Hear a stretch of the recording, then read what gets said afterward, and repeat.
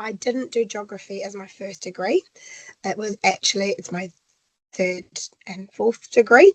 So when I finished school, I thought I wanted to do something quite different to what I've ended up doing.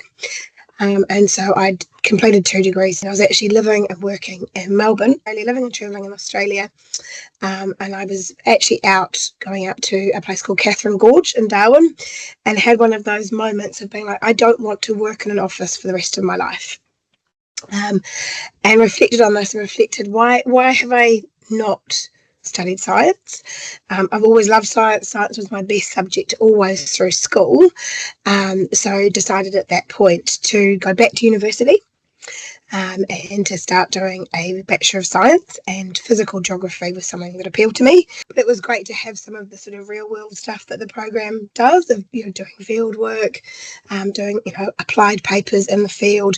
That gave me a lot of skills that could then go straight into a job, whether that was setting up ground penetrating radar or doing field mapping, or how you keep a field notebook. Taught me all of those skills. Some of which I've definitely used, and they definitely opened up different options for me, which, I hadn't even considered as options of career paths from there. Yeah, and it sort of lights your fire. You're like, oh, I love this stuff. This is so interesting, and that kind of, I feel like it helps you understand the world you live in a lot more, and you sort of drive, for myself, if I'm traveling around now, I find myself looking at landscapes in a whole different way to what I did previously. But yeah, the underlying love of that natural environment has always been there for me.